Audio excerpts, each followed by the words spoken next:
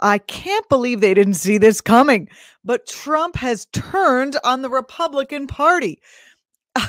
He and his allies, like this guy, are encouraging voters in Georgia not to vote for the Republican candidates in the upcoming runoff elections.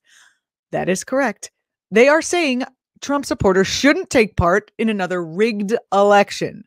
Oh, both attorneys, acting as basically Trump surrogates, told a crowd of Trump cultists not to vote for either of the two Georgia incumbent Republican senators, Kelly Loeffler or David Perdue, during a Stop the Steal gathering in Alpharetta, Georgia.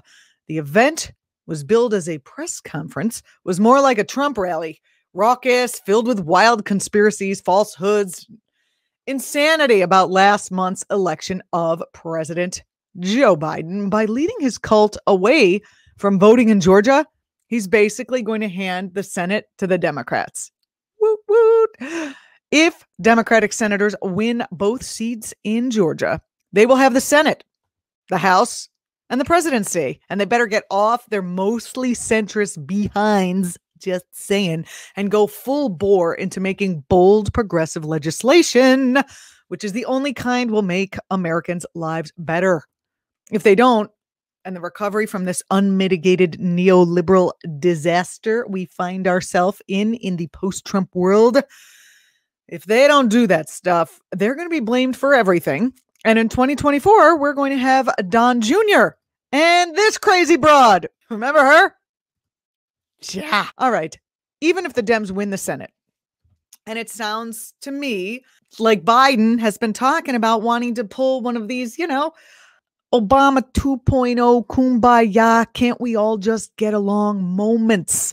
But this time, we cannot allow them to squander the power they'd wield. Biden can't just clean up the mess he's been handed, not rock the boat, or shy away from any true, bold, progressive legislation. Hopefully he learned his lesson well, that this doesn't work when he was vice president under Obama during the first term. I am hoping. Me fingers sono crossed. Donald Trump continues to lose in the courts. A federal judge in California slapped down the Trump administration's latest efforts to limit legal immigration, vacating restrictions on high-skilled foreign worker visas that were expected to affect a third of applications to the program. The DHS rule limited the types of occupations that the H-1B workers could qualify for and how long certain beneficiaries could stay in the U.S. In October, the same judge, the very same, blocked the Trump administration's full ban on these and other foreign working visas. Immigrants are welcome here. Let us not forget. Next story. Advocates for marijuana legislation are urging members of Congress to support the MORE Act when it reaches the House floor later this week.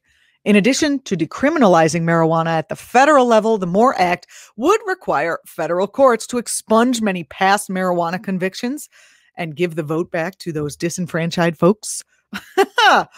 Anyway, it would also impose a 5% sales tax on marijuana products. The revenue would help fund grant programs that would help keep people who were, quote, adversely impacted by the war on drugs, like spending 30 years of their life behind bars, that kind of thing. Adverse impact by the war on drugs. It would help folks who fall under that nice, tight label to get work, find reentry services, get legal aid, etc. The legislation would also open up opportunities for entrepreneurs who grow and sell marijuana to access Small Business Administration funds and provide federal protections for people who are denied federal benefits due to prior marijuana-related convictions. Last month, Gallup found that 68% of American adults support marijuana legislation. This is the highest percentage ever recorded. I would give thanks to Trump on that because it has been very difficult to get through these last 4 years without an anxiety-relieving crutch. You can call your member of Congress and tell them to support the MORE Act if you want to support the MORE Act. Sounds good, right? And we're going to need that marijuana, as I said, as we try to live through the next few decades.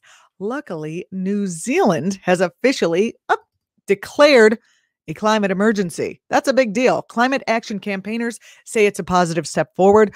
They are noting that the move must be backed by decisive action. The country's Labour Party leader, Prime Minister Jacinda Ardern, she's awesome, introduced the proposal in Parliament Wednesday after pressure from Extinction Rebellion. We've had them here on our show, and other campaign groups to tell the truth about the climate crisis. I guess, got too hard to bear. Under the declaration, New Zealand's government will dedicate $141 million to transitioning the government to carbon neutral public sector by 2025. The government will replace at least 200 coal-fired boilers that it uses, and it's going to purchase only electric or hybrid vehicles for public use. Government agencies will be required to measure and report their emissions and offset any that they cannot use or reduce to zero by 2025. That sounds good to me. We can start with the government. Why is that good? Because it creates a demand. It would be nice if our government would do that, not just the states, but the federal. Maybe we can ask Biden to do it too. We shall see. You're watching Act TV. I'm Julianna Forlano. These have been the progressive news headlines for today, Thursday, December 3rd. Join me here every morning-ish on Act TV. Join James in the afternoon, and we bring you all kinds of talk, interviews, etc. Thank you very much to everyone who has subscribed already, and we'll see you soon.